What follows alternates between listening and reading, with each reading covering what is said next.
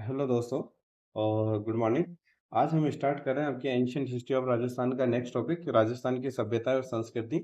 आपके एग्जाम के अंदर जो आपका सिलेबस है, सिलेबस के अंदर आपके जो pre historical site of Rajasthan के बारे में पूछा गया है, जिसके अंदर ये पाषाण काल, ताम्र पाषाण काल, ये कांसा युगीन सभ्यता जो है, इनके महत्वपूर्ण स्थल कौन कौन से हैं उनके बारे में एग्जाम में पूछ लिया जाता है कि भाई कौन सा स्थल है वो किस सभ्यता से रिलेट करता है। उसके अलावा आपके जो है तो उस समय के जो सोसाइटी के बारे में, रिलीजन के बारे में, कल्चर के बारे में, धर्म के बारे में, संस्कृति के जो एंशियंट राजस्थान के बारे में एग्जाम में ये आपके सिलेबस के अंदर गिवन है। तो हम उतना ही पढ़ेंगे जितना आपके सिलेबस के अंदर कवर है। तो इसे स्टार्ट करते हैं हम आज का टॉपिक, राजस्थान की सभ्यता और संस्कृति। सबसे पहले हम इसके अंदर बात करते हैं पाषाण काल की। पाषाण काल का, पाषाण का मतलब होता है पत्थर। पत्थर, पाषाण काल से तात्पर्य है कि भाई जिस इस युग के अंदर जो औजार उपकरण जो यानी पत्थर का यूज होता है, जैसे आज लोहे का होता है, आज किसी और भी चीज का होता है उपयोग, तो उस समय जो औजार उपकरण बनाने के लिए जो मुख्यतः कोई चीज उपयोग में ली जाती थी, तो वो यूज में ली जाती थी पत्थर। तो उसको कहते हैं पाषाण काल। पाषाण काल को भी हम तीन पार्ट में डिवाइड कर सकते हैं: पूरा पाषाण काल, मध्य पाषाण काल और नव पाषाण काल। पूरा पाषाण काल में क्या होते थे कि वे पत्थर के जो उपकरण होते थे उनकी साइज जो होती थी बड़ी होती, धीरे धीरे वो जैसे मध्य पाषाण आए थोड़े और छोटे हुए, नव पाषाण आए तो उनकी उपकरणों की साइज जो और छोटी हुई, उनमें अच्छी फिनिशिंग आने लगी। तो महत्वपूर्ण स्थल की अगर आपके एग्जाम में सीधा डिफाइन है आपके सिलेबस के अंदर भी, जो ये पाषाण काल है, पेलियोलिथिक जो पीरियड है, उसके महत्वपूर्ण स्थल कौन कौन से हैं। तो अगर हम इसको बात करें कि भाई पूरा पाषाण काल के महत्वपूर्ण स्थल कौन कौन से हैं, तो सबसे महत्वपूर्ण स्थल है बूढ़ा पुष्कर, और ये एग्जाम में आपके क्वेश्चन पूछा हुआ है इसके अंदर। तो पूरा पाषाण काल के महत्वपूर्ण स्थल है बूढ़ा पुष्कर, भानगढ़ है अलवर के अंदर, विराटनगर है, ढिंगरिया है जो कि जयपुर में है, दर है जो कि भरतपुर में है, लूनी नदी जो कि जालोर में है, जिसकी खोज जो है बी आर्ची ने की थी कि भाई ये जो है पूरा पाषाण काल से नदी अवेलेबल है। इसी तरह से है बामनी नदी जो कि चित्तौड़गढ़ के अंदर है। तो ये जो 7 महत्वपूर्ण स्थल हैं, ये पूरा पाषाण काल से संबंधित है। बूढ़ा पुष्कर हो गया, भानगढ़ हो गया, विराटनगर, ढिंगारिया, दर, लूनी नदी और बामनी नदी। अब इनके जो पूरा पाषाण काल के उपकरण हैं, वो एक तो हमें मिले हैं झालावाड़ से। राजस्थान के अंदर मिले हैं, इसलिए हमारे लिए इम्पोर्टेंट है कि राजस्थान की हिस्ट्री पढ़ रहे हैं। और इसको जो राजस्थान से जिसकी खोज झालावाड़ से खोजने वाले का नाम है सेन काटकर। तो सेन काटकर ने झालावाड़ से जो है उपकरण पूछे। इसी तरह से 1870 के अंदर सीए हैकेट, ये भी एग्जाम में क्वेश्चन पूछा हुआ है, उन्होंने जयपुर और इंद्रगढ़ से जो है पाषाण काल की जो एक हस्त कुठार है उसकी खोज की थी। तो ये हो गया हमारा पूरा पाषाण काल। हमारा एग्जाम पॉइंट ऑफ व्यू से इससे ज्यादा पढ़ने की जरूरत नहीं है। अब अगर हम बात करें मध्य पाषाण काल की, तो मध्य पाषाण काल की बात करें तो मध्य पाषाण काल के महत्वपूर्ण स्थल है, एक राजस्थान के अंदर एक ही है बागोर जो कि है भीलवाड़ा के अंदर, और दूसरा है आदमगढ़ जो कि है एमपी के अंदर। तो हमारे लिए ज्यादा इंपॉर्टेंट है बागोर। और मध्य पाषाण काल के अंदर जो हमें पशुपालन के जो हमें साक्ष्य मिलते हैं, यानी पूरा पाषाण काल के अंदर जो आदमी रहते थे, जो सभ्यता थी, वहाँ पे पशुपालन के हमें साक्ष्य नहीं प्राप्त होते, यानी पशुओं को पालने का काम उन्होंने मध्य पाषाण काल के अंदर प्रारंभ किया। इसी तरह से अगर नव पाषाण काल की बात करें तो यहाँ पशुपालन के साक्ष्य मिले थे। नव पाषाण काल के अंदर जो जनजाति है, जो भी उस समय व्यक्ति थे, उन्होंने कृषि का जो है आरंभ हो गया था, यानी कृषि के साक्ष्य हमें सबसे पहले काम मिलते हैं नव पाषाण काल के अंदर। और नव पाषाण काल का टाइम पीरियड है 5,000 वर्ष पूर्व से लेकर अब तक जो है नव, अब तक क्या मतलब नव, ये हमारे जो दूसरी सभ्यता, जैसे इसके बाद में हम पढ़ेंगे ताम्र पाषाण, तो उससे पहले 5,000 वर्ष पूर्व थी ये हमारी नव पाषाण काल सभ्यता। तो इसका जो महत्वपूर्ण स्थल है उनमें एक तो है तिलवाड़ा। बागोर के अंदर में भी हमें नवपाषाण काल के जो है सभ्यता के जो है साक्ष्य प्राप्त हुए हैं। इसी तरह से तिलवाड़ा है, भैंसरोडगढ़ डैम, नवागढ़ जो कि चित्तौड़गढ़ के अंदर है, हमीरगढ़ है, जहाजपुर है, देवली है, गिलुंड है, ये सारे के सारे किसके हैं? नवपाषाण काल के स्थल। कई बार केवल पाषाण काल के स्थल में पूछ लिया जाए तो पाषाण काल में ये सारे 7 नाम, ये बागोर और विवाकी ये नाम, ये सारे के सारे पाषाण काल के ही हैं। अगर आपको इंडिविजुअली ऐसे नहीं पूछा जाए कि भाई पूरा पाषाण काल का कौन सा है, मध्य पाषाण काल का कौन सा है, नव पाषाण काल का कौन सा है।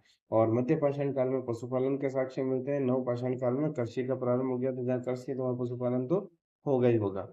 ठीक है। अब इसके अलावा इंपॉर्टेंट एग्जाम में क्वेश्चन पूछा हुआ है यहाँ से कि भाई पाषाण काल के जो है शैल चित्र कहाँ कहाँ प्राप्त हुए, जिसके अंदर एग्जाम में पूछे हुए हैं छाजा नदी और आलनिया कोटा के बारे में। छाजा नदी है वो तो है बूंदी के अंदर, और आलनिया है वो है कोटा के अंदर। यहाँ से हमें पाषाण काल के शैल चित्र मिले हैं। शैल चित्र यानी पत्थरों पर जो है चित्र बने हुए। पाषाण काल के भी जो लोगों ने पत्थरों पर चित्र बनाए वो अब तक हमें कहाँ मिले हैं? छाजा नदी में मिले हैं, बूंदी के अंदर और आर्निया कोटा में। इसके अलावा सीकर के अंदर है एक जगह सोहनपुर, वहां पर प्राप्त हुए, और अलवर के अंदर हरसोरा से भी हमें पाषाण काल के जो चित्र हमें प्राप्त हुए। यहाँ पे क्या ये इंडिविजुअली तो अगर आ जाता तो लिखने में टिक मारने में आंसर कोई दिक्कत नहीं है, लेकिन जब ऑप्शन मैचिंग का आ जाता है कि भाई छाजा नदी कहाँ है, बूंदी में, ये पता होना चाहिए आपको, तो वहाँ पे क्या चारों ये डिस्ट्रिक्ट के नाम दे दिए जाते हैं, चारों इनके नाम दे दिए जाते हैं, तो फिर इनको मैच करना जो है थोड़ा कठिन हो जाता है। तो ये इंपॉर्टेंट भी है इस टॉपिक के पॉइंट ऑफ व्यू से। तो आपाषाण काल के शेर चित्र कहाँ मिले, ये एक बार फिर से आप रिवाइज कर लीजिएगा। इंपॉर्टेंट लोकेशन जो पाषाण काल की हमने देखी हुई बागोर है, जो कि भीलवाड़ा के अंदर है। ये क्या है, कोठारी नदी के किनारे है। कोठारी नदी जो है राजसमंद के दिवेर से निकलती है, और ये भी मध्य पाषाण युग का महत्वपूर्ण स्थल है। इसका जो उत्खनन है वो किया है राज्य पुरातत्व विभाग एवं दक्कन कॉलेज पुणे ने, दोनों ने मिलकर। यानी उत्खनन किसने किया है, इसकी खोज जो किसने की है, एक तो पुरातत्व विभाग है हमारा राजस्थान का, और जो दक्कन कॉलेज है पुणे के, इन दोनों ने मिलकर इसका क्या किया है, उत्खनन किया है। और यहाँ से हमें बागोर से मिला क्या क्या है, एक तो हमें मिली है सुई मिली है, पशुपालन के साक्ष्य हमने मध्य पाषाण युग का है तो मिलेंगे। कृषि में क्योंकि नवपाषाण काल का भी ये महत्वपूर्ण स्थल है, तो कृषि के भी साक्ष्य मिले। और हमें जो है स्मॉल स्टोन टूल मिले, यानी छोटे पत्थर के उपकरण भी यहाँ से प्राप्त हुए हैं। अब अगर बात करें दूसरे महत्वपूर्ण स्थल की, वो है तिलवाड़ा, जो कि है बाड़मेर के अंदर, लूनी नदी के ये पास है। उत्खनन इसका किया है वीरेंद्र नाथ मिश्र ने।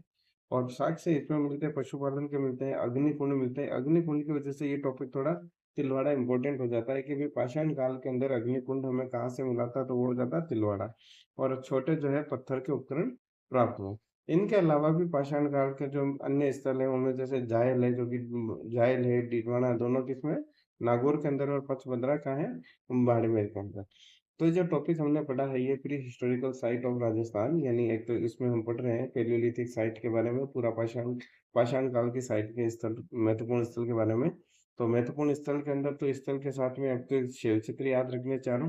इम्पोर्टेंट साइट के अंदर तिलवाड़ा बागौर ये दोनों है। बागौर के अंदर उत्खनन किसने किया ये इम्पोर्टेंट है। तिलवाड़ा के अंदर अग्निकुंड ये इम्पोर्टेंट है। यहाँ पूरा पाषाण काल के अंदर सातों साइट के नाम इम्पोर्टेंट है। सीए हैकेट झालावाड़ से ये पाषाण जो हस्त कुठार ये सारे के सारे इम्पोर्टेंट है। और नव पाषाण काल के अंदर कृषि का प्रारंभ हुआ, ये भी इम्पोर्टेंट है।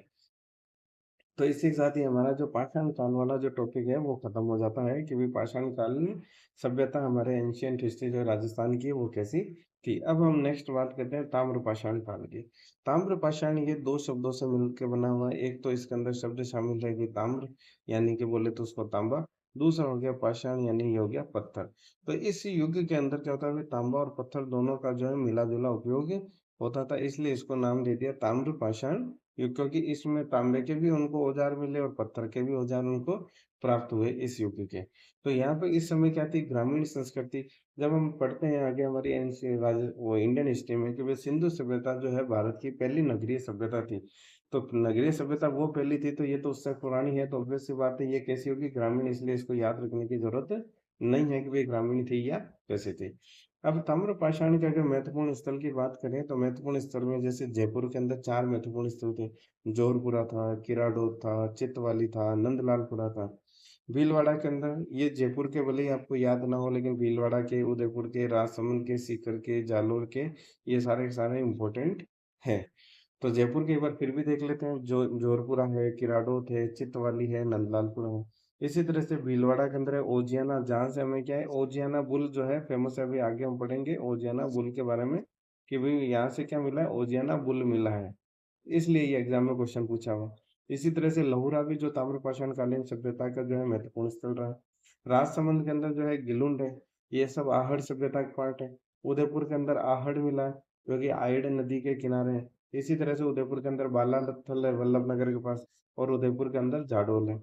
सीकर के अंदर बात करें तो गणेश्वर सभ्यता है, जहाँ कांतली नदी के किनारे, जहाँ से नाइन जो भी उपकरण मिले उनके अंदर 99% जो हमें क्या मिलता है, तांबा मिलता है।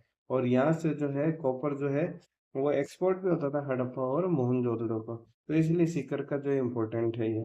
और जालौर की बात करें तो जालौर के अंदर है एलाना। सवाई माधोपुर के अंदर बात करें तो वह है कोलमलाही।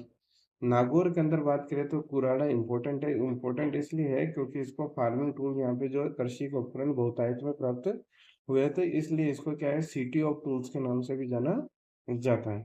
इसी तरह से बीकानेर में साबनिया, पुगल नॉट इम्पोर्टेंट, चित्तौड़गढ़ में पिंड पांड्या नॉट इम्पोर्टेंट। तो ये ताम्रपाषाण कालीन के महत्वपूर्ण स्थल थे, जिसके अंदर जयपुर में जोधपुरा, किराडो, चितवाली, नंदलालपुरा, भीलवाड़ा का ओजियाना लहुरा, राजसमंद में गिलुंड, उदयपुर में आहड़, बालाथल, जालोर, सीकर का गणेश्वर, जालोर में एलाना, सवाई माधोपुर में कोल्हा। जनरली जब भी कोई सभ्यता वाला स्थल पूछा जाता है तो उसमें हमें क्या क्या पता होना चाहिए। एक, सबसे पहले कि भाई वो कौन सी सभ्यता का स्थल है। दूसरा, किस नदी के किनारे हुआ है। तीसरा, कि कभी कभार उससे पूछ लिया जाता है कि भाई इसका उत्खनन करता कौन है। और चौथी चीज़ कि भई वहाँ से हमें जो है क्या इम्पोर्टेंट चीज़ जो है हमें प्राप्त हुई है। तो सबसे पहले अगर हम बात करें भई आहड़ सभ्यता की, ये राजस्थान के एग्ज़ाम का ये मानो कि बहुत इम्पोर्टेंट टॉपिक है, बहुत बार यहाँ से क्वेश्चन पूछा गया है आहड़ सभ्यता की। तो सबसे पहले बात करें भई आहड़ है कहाँ पे? आहड़ उपस्थित है उदयपुर के अंदर। ये किस सभ्यता का है? तो वो हम पढ़ रहे हैं ताम्रपाषाणिक स्थल है।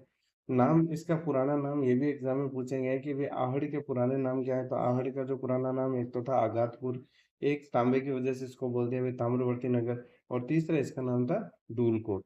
तो आहड़ के 3 नाम प्राचीन नाम थे, आगातपुर, ताम्रवर्ती नगर, धूलकोट। ग्रामीण संस्कृति ताम्रपाषाण है, ये हम पढ़ चुके हैं।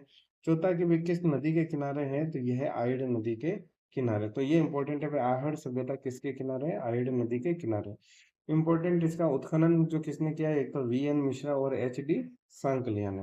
यानी उत्खननकर्ता के नाम भी आपको याद रखने हैं। उत्खननकर्ता इसके थे वी.एन. मिश्रा और एच.डी. सांकलिया। अब ये है कि भाई आहड़ सभ्यता से हमको मिला क्या? ये जो है इसको इतना इम्पोर्टेंस क्यों दी जाती है? क्या-क्या चीज़ें यहाँ से मिली? सबसे पहले एक बात करें तो यहाँ पे जो है आयताकार मकान मिले, यानी उस समय के जो ताम्र सभ्यता के समय मकान कैसे होते थे? यहाँ से हमें ये पता पड़ता है कि उस समय मकान कैसे थे? आयताकार थे। दूसरे वहाँ पे मिले कि भी 6 चूल्हे एक साथ मिले। अब ऑब्वियस सी बात है, 6 चूल्हे मिले एक साथ तो 6 चूल्हों पे एक आदमी तो एट ए टाइम खाना बना नहीं सकता होगा। यानी जो है सामूहिक भोजन के जो है हमें क्या मिलते हैं? साक्ष्य मिलते हैं। कहाँ से मिलते हैं? आहड़ सभ्यता से। जब इतने लोग होंगे सामूहिक खाना बनाएंगे तो अनाज रखने के लिए जगह भी चाहिएगी। तो वहां से हमें जो अनाज रखने की कोठी भी मिली है, जिसको हम बोलते हैं गौर बनकोट। मानव हथेली की छाप प्राप्त हुई। तांबे सभ्यता पढ़ रहे हैं तो तांबे की जो है भट्टी मिलना कोई इम्पोर्टेंट चीज नहीं। बेल की मणि मूर्ति कोई इम्पोर्टेंट चीज नहीं।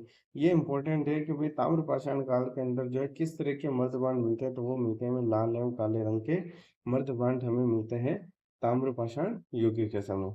दूसरा, दो मुंह वाला चूल्हा, यानी एक इधर बैठ के खाना बनाओ, एक इधर बैठ के खाना बनाओ, कोई ज्यादा इम्पोर्टेंट नहीं, 6 चूल्हे वाले में आ गया। तीसरा, अगर बात करें यहाँ पे सबसे ज्यादा एग्जाम में पूछा हुआ है कि आहड़ के अंदर जो है पक्की ईंट का जो है प्रयोग नहीं किया गया। अब पक्की ईंट का प्रयोग नहीं किया गया और आयताकार मकान भी मिले, हम आगे और देखेंगे भाई इसी के आसपास विशाल भवन भी मिले हमें। तो जैसे बालाथल के अंदर हम देखेंगे तो ऑब्वियस सी बात है कि भाई विशाल भवन या जो भी अगर मकान बनाने के लिए अगर पक्की ईंट नहीं है तो फिर मकान खड़े कैसे होंगे? तो उस समय क्या होता है भाई, कच्ची टोकसान में क्वार्ट्स का यूज होता किया जाता था, जो इसको ईंटों को मजबूती देने के लिए। और इस बेल्ट में जो उदयपुर वाला जो बेल्ट है, इसमें आज भी मार्बल, क्वार्ट्ज, फेल्ड्सपार ये सारे के सारे बहुत बहुतायत में निकलते हैं। और एग्जाम में एक बार क्वेश्चन ये पूछा गया है कि भाई आहड़ सभ्यता के अंदर कितनी बार बस्तियों के उजड़ने और बसने का प्रमाण है? तो वो क्वेश्चन है, आंसर है 8 बार। 8 बार जो है बस्तियों के बसने एवं उजड़ने का जो प्रमाण हमें आहड़ सभ्यता से प्राप्त होता है। अब अगर बात करें हम, नेक्स्ट जो हमारा ताम्रपाषाण काल का दूसरा स्थल है वो है गिलुंड। गिलुंड को जो है स्थानीय भाषा के अंदर मोडिया मंगरी कहते हैं। आप उदयपुर भी जाओगे तो उदयपुर के अंदर भी आपको बहुत सारे मंगरे मिलेंगे। जो छोटी जगह होती है पहाड़ी के ऊपर, पहाड़ी एरिया, उसको हम बोल देते हैं मंगरी। तो इसको जो गिलुंड को स्थानीय भाषा में क्या बोलते हैं? मोडिया मंगरी। ये गिलुंड अभी वर्तमान में किस डिस्ट्रिक्ट के अंदर आता है? आता है राजसमंद के अंदर आता है। बनास नदी के जो किनारे, अगर आप राजसमंद से सांवरिया सेठ जाओगे तो बीच में गिलुंड भी आएगा और बनास नदी भी आएगी। और जो है ये आहड़ का मुख्य केंद्र है। उत्खनन करता है इसके हैं, एक तो बीबी लाल है और दूसरा बी.आर. शिंदे है। यहाँ से इम्पोर्टेंट गिलुंड से ये अभी तक जो हमने पढ़ा नहीं इम्पोर्टेंट है, सब जानते हैं राजसमंद में बनास नदी के पास से कोई नहीं पूछेगा। आहड़ का केंद्र है, ये भी नहीं पूछेगा। यहाँ से जो क्वेश्चन पूछा जाता है वो है कि भाई हमें यहाँ से 5 प्रकार के मिट्टी के बर्तन मिलते हैं, जिसके अंदर हमें सादे बर्तन भी मिलते हैं, काले बर्तन भी मिलते हैं, पॉलिशदार भी मिलते हैं, भूरे भी मिलते हैं, और लाल और काले हमें जो है यहाँ से बर्तन, मिट्टी के बर्तन मिले हैं। तो ये एक शब्द इंपॉर्टेंट है, भाई 5 प्रकार के मिट्टी के बर्तन कहाँ से प्राप्त हुए हैं? तो वो आंसर होगा गिलुंड से प्राप्त हुआ। अब बात करें कि भाई यहाँ पे पत्थर की गोलियां, इस बेल्ट में मार्बल निकलता है, हाथी दांत की चूड़ियां मिली है, मिट्टी के खिलौने हर जगह मिलते हैं, कोई विशेष बात नहीं। स्टोन यानी मार्बल मिला, तो मार्बल इस एरिया के अंदर है ही है। पूरा अगर आप राजसमंद से लेके उदयपुर तक नाथद्वारा से आगे तक जाओगे तब तक केवल रोड पे मार्बल ही बिकता हुआ आपको दिखेगा। अब नेक्स्ट इसका जो ताम्रपाषाण का स्थल है ओजियाना, जहाँ से हमें मिला है ओजियाना बुल। कहाँ से मिला? ओजियाना बुल, जो कि एक सफेद चित्र है, तो उसमें और प्लस गाय की एक छोटी मूर्ति मिली। तो इम्पोर्टेंट एग्जाम में क्वेश्चन पूछा जाता है कि भाई ओजियाना बुल हमें कहाँ से मिला है। ओजियाना आता कहाँ पे? भीलवाड़ा के अंदर आता है, बदनौर के पास, और आहड़ सभ्यता का भाग है। इसका जो उत्खनन है वो किसने किया? आरपी मीणा और आलोक त्रिपाठी। ये इंपॉर्टेंट नहीं है। अब बात करें लहुरा, लहुरा भी कहाँ है? आसीन भीलवाड़ा में है। इसका उत्खनन करता बी आर मीणा है। इसके भी जो इम्पोर्टेंट लहुरा से चीज है कि उत्खनन करता इम्पोर्टेंट नहीं है। तांबे के बर्तन तो कोई बड़ी बात नहीं है, 4 काल के अवशेष, क्योंकि तांबे की तो ताम्रपाषाण सभ्यता में पढ़ रहे हैं। यहाँ से हमें एक तो 4 काल के जो है अवशेष प्राप्त हुए हैं। दूसरा, शुंग कालीन तीखे किनारे वाले प्याले हमें यहाँ से प्राप्त हुए थे। एग्जाम में ये जरूर आपसे पूछा जा सकता है कि शुंग कालीन तीखे किनारे वाले प्याले कहाँ से प्राप्त हुए, तो वो है लहुरा से। इसी तरह से अगर बात करें बालाथल के बारे में, बालाथल जो है वल्लभ नगर में, वल्लभ नगर है अभी उदयपुर के अंदर वर्तमान में। इसका एक्सकेवेशन है वी एन मिश्रा, इंपॉर्टेंट है ये। पूरा का पूरा बालाथल ही इंपॉर्टेंट है। एक्सकेवेशन इसका उत्खनन करता जो था वो होता है वी एन मिश्रा। यहाँ से हमें क्या मिले? विशाल भवन मिले, जिसके अंदर 11 कमरे। तो बहुत बड़ी साइट हो गई है कि एक विशाल भवन जिसके अंदर क्या मिले? हमें 11 कमरे मिले। ताम्र पाषाण सभ्यता, तो तांबे का आभूषण, कोई बड़ी बात नहीं। वर्ताकार गड्ढे मिले, वस्त्र का टुकड़ा मिला है यहाँ से, बेल और कुत्ते की जो है छोटी मूर्ति मिली है, और लोहे गलाने की यहाँ से हमें क्या है? भट्टी प्राप्त हुई। तो बालाथल जो कहाँ से? तो उदयपुर में वल्लभ नगर के अंदर है। विशाल भवन ये सबसे ज्यादा इंपॉर्टेंट है कि भाई विशाल भवन जिसके अंदर 11 कमरे कहाँ से प्राप्त हुए? बालाथल से। एग्जाम के अंदर ये क्वेश्चन पूछा हुआ है। नेक्स्ट अगर हम ताम्रपाषाण युग की सभ्यता के बारे में बात करें तो वो है गणेशपुर, गणेश्वर। गणेश्वर के बारे में बात करें तो गणेश्वर ताम्रपाषाण कालीन स्थल है। ये है कहाँ पे? सीकर जिले के अंदर है। कांतली जो है नदी के किनारे स्थित है। सर्वाधिक जो तांबे के उपकरण जिनके अंदर 99% तांबा मिला है वो कहाँ से मिले? हमें गणेश्वर से ही मिले। कपीशवर्णी यानी कि भूरे कलर के जो है मर्तबान यानी मिट्टी के बर्तन मिले हैं। यानी गणेश्वर से हमें किस तरह के मिट्टी के बर्तन मिले हैं? भूरे रंग के। मकान यहाँ पे किस तरह के मिले हैं? पत्थर के। यानी यहाँ जो ईंटों के मकान हमें नहीं मिले, तो कहाँ पे पत्थर के हैं, कहाँ पे ईंटों के, ये याद रखना जरूरी है। कहाँ पक्की ईंटें हैं, कहाँ कच्ची ईंटें हैं। जैसे वे हम कालीबंगा आगे पढ़ेंगे तो वहाँ देखेंगे भी कच्ची ईंटों का प्रयोग किया हुआ है। आहड़ में हमने देखा भी कच्ची ईंटों का प्रयोग किया गया, और उनको ब्रिक्स को जो है स्ट्रेंथ देने के लिए हमने क्वार्ट्स का उपयोग किया। अब यहाँ से गणेश्वर से और क्या साक्ष्य मिलता है हमें? कि ये मिलता है कि भाई तांबा जो यहाँ से हड़प्पा और मोहनजोदड़ो को भेजा जाता था। आज भी जो हमारा तो कॉपर का बेल्ट है वो वहीं पे है, खेतड़ी इसी के आसपास है। पत्थर का पुल मिला है जो कि संकेत देता है कि भाई बाढ़ से बचाने के लिए लोगों ने पत्थर का पुल बनाया होगा। काले और नीले मर्दबान यहाँ से मिले। एग्जाम में कभी नहीं पूछा गया, ये एक ही जगह गिवन है। अम, कि भी काले और नीले जो मर्दबान कहाँ से मिले हैं, तो ये इसके अंदर गणेश्वर के अंदर प्राप्त हुआ। इसका जो उत्खनन है वो उत्खनन करता इम्पोर्टेंट है आरसी अग्रवाल। ठीक है, यानी रतन चंद्र अग्रवाल इसका उत्खनन करता है। तो ये हमारे हो गया ताम्रपाषाण के युग का। ताम्रपाषाण के अंदर एक बार फिर से बात करें, बात कि भाई तांबा और पत्थर का उपयोग होता था। ग्रामीण संस्कृति है, महत्वपूर्ण स्थल अपने दो बार देख लिए, भीलवाड़ा, उजियाना, लहुरा, राजसमंद, गिलोन, सीकर में गणेश्वर, उदयपुर, आहट, बालाथल, जालोर, जालोर के अंदर एलाना, नागौर में कुराड़ा, जयपुर, जोरपुरा, किराड़ो, चितवाली, नंदालपुरा।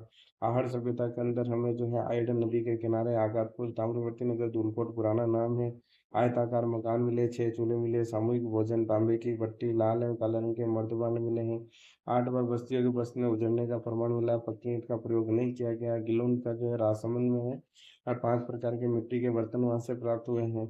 ओजियाना से ओजियाना बुल मिला है। लौरा से जो है सुंग कालीन के किनारे वाले प्याले मिले हैं। 4 काल के अवशेष मिले हैं। बालाथल के अंदर वल्लभ नगर में विशाल भवन मिले हैं, जिसके अंदर 11 कमरे हैं। बेल एवं कुत्ते की छोटी मूर्ति मिली है। गणेश्वर, सीकर, कांतली नदी, 99% तांबा, तांबा जो है वहां से एक्सपोर्ट होता है। कपीश्वरनी मर्तबान मिले हैं। मकान जो है पत्थर के मिले हैं। उत्खनन करता आरसी अग्रवाल है। इसी तरह से अगर हम बात करें कि भी कांसा युगीन सभ्यता, कांसा युगीन की भी कांसा यानी कांसे के अंदर बनता कैसे? तांबा और टिन को अगर मिलाया जाए तो क्या बनता है? कांसा। यानी ये हमारा कौन सी है? नगरीय सभ्यता, सिंधु सभ्यता को हम कांसा युगीन सभ्यता भी बोलते हैं। तो यहाँ पे भी हमें कैसे मिले? काले एवं लाल मर्दभंड मिले हैं, ये याद रखने की चीज है। मुख्य स्थल अगर कांसा यूनियन के राजस्थान के अंदर देखा जाए तो एक तो बरौर है जो कि गंगानगर के अंदर है, और कालीबंगा, रंग महल, बड़ोपाल जो कि जो है हनुमानगढ़ के अंदर है। तो जो कांसा यूनियन के सिंधु सभ्यता का जो हमारे राजस्थान में महत्वपूर्ण स्थल है वो कौन से है, तो हनुमानगढ़ है या गंगानगर है। और राजस्थान के अंदर सबसे ज्यादा स्थल कहाँ से प्राप्त हुए हैं इसके, हनुमानगढ़ के अंदर। तो अगर सबसे पहले हम बात करें कालीबंगा, ये सिंधु सभ्यता में हम पढ़ते ही हैं क्या क्या मिला है। कालीबंगा कहाँ पर है, ये तो गग्गर नदी के तट पे, इंपॉर्टेंट क्वेश्चन है। दूसरा, प्रथम नगरीय सभ्यता, ये हम जान चुके हैं। बंगा का जो है क्या पंजाबी शब्द है, और इसका बंगा का अर्थ होता है काले रंग की, मतलब बंगा यानी चूड़िया, काली बंगा यानी काले रंग की चूड़ियां यहाँ से प्राप्त हुई, इसलिए इसका नाम क्या रखा गया, काली बंगा। इसकी जो सबसे प्रथम जानकारी है वो है एलपी टेसिटोरी, जो कि हम मेडाइवल हिस्ट्री पढ़ेंगे राजा महाराजाओं की, तब हम बात करेंगे एलपी टेसिटोरी कौन थे। तो जो काली बंगा की जो प्रथम जानकारी है वो किसने दी, एलपी टेसिटोरी ने। फिर 1953 के अंदर अमलानंद घोष है, उसने उसको सिंधु सभ्यता के रूप में पहचाना कि भाई ये जो कालीबंगा भाग है सिंधु सभ्यता का भाग है। फिर 1961 से 69 के बीच में इसका फिर हुआ उत्खनन। एग्जाम में बहुत बार पूछा गया कालीबंगा के उत्खनन कर्ता के नाम पे, तो इसके उत्खनन करता हुए बीके लाल और बीके थापर ने इसका उत्खनन किया। और दशरथ शर्मा के अनुसार जो कालीबंगा है वो हड़प्पा सभ्यता की तीसरी राजधानी थी, क्योंकि दो राजधानी तो हड़प्पा और मोहनजोदड़ो हो जाती है। तो दशरथ शर्मा जी इसको जो है कालीबंगा को हड़प्पा की तीसरी राजधानी बताते हैं। अब यह है कि भाई कालीबंगा से इतना फेमस क्या, वहां से मिले क्या क्या। एक वहां से हमें मिली सिलेंड्रिकल सील, यानी सिलेंडर के आकार की जो हमें मोहर होती है वो क्या मिली है, सिलेंड्रिकल सील। कहाँ से मिली, कालीबंगा से। जूते हुए खेत मिले हैं, ऑब्वियस सी बात है कृषि तो चालू हो ही गई, लेकिन कालीबंगा के अंदर खेती होती थी। जूते हुए खेत मिले हैं, और उसमें भी दो फसलों के हमें साक्ष्य मिले हैं कि भाई साल भर के अंदर ये जो भी है दो अलग अलग तरह की जो फसलें हैं वो उसका बोते थे। तो दो फसलों के हमें साक्ष्य प्रमाण मिले, एग्जाम में क्वेश्चन पूछा हुआ है कि भाई दो फसलों के साक्ष्य कहाँ से मिले, तो वो है कालीबंगा, जूते हुए खेत मिले। और यहाँ पे सब जगह एक टीला है, यहाँ पे दो टीले मिले। यहाँ पे जो युगल अगर कोई कपल को है दफनाने के लिए, दोनों टीलों के ऊपर क्या बना हुआ है, परकोटा।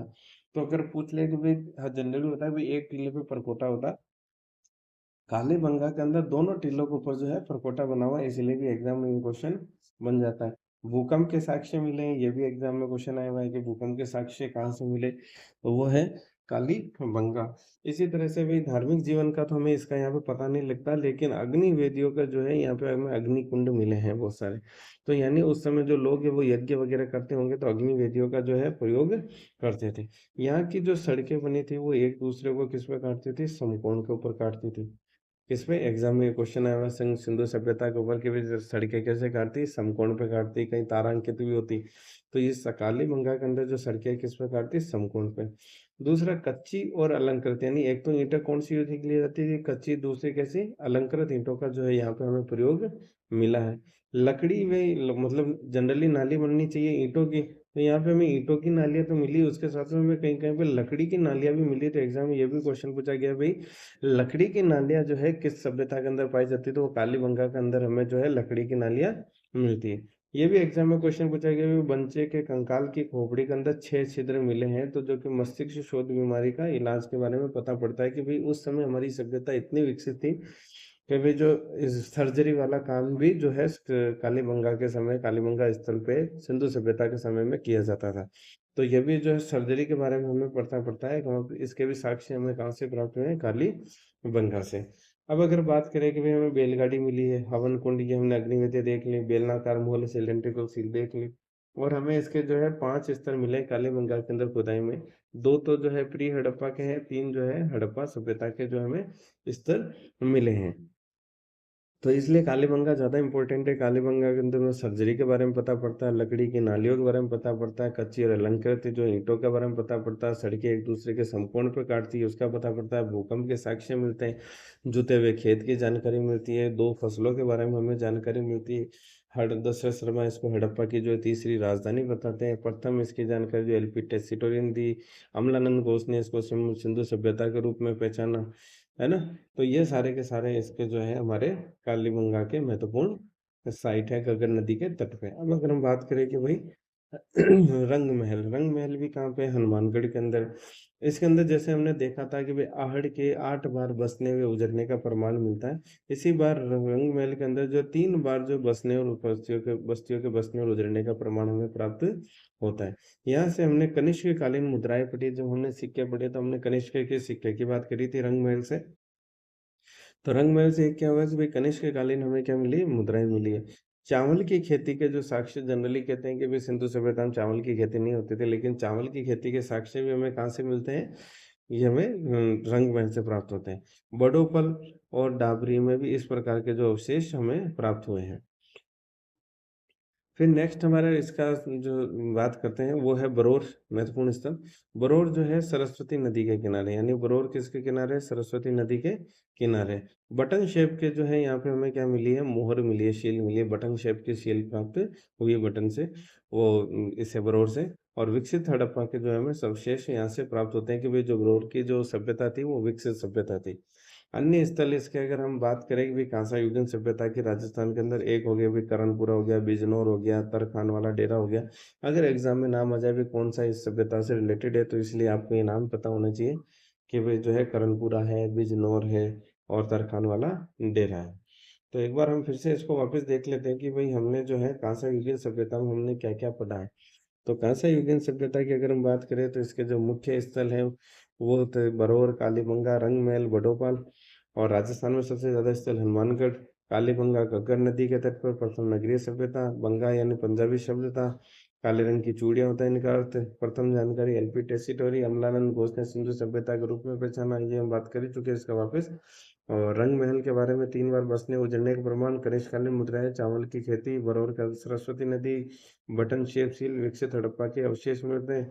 और अन्य महत्वपूर्ण स्थल है करणपुरा, बिजनौर और तरखान वाला डेरा। तो आज का ये टॉपिक अब ज़्यादा लंबा हो जाएगा। अब हम नेक्स्ट टॉपिक के अंदर हम पढ़ेंगे लोह युगीन सभ्यता के बारे में, फिर हम पढ़ेंगे महाजनपद के बारे में। Thank you. और आपको अगर ये कंटेंट पसंद आए तो प्लीज़ इसको लाइक शेयर एंड सब्सक्राइब कीजिएगा। Thank you.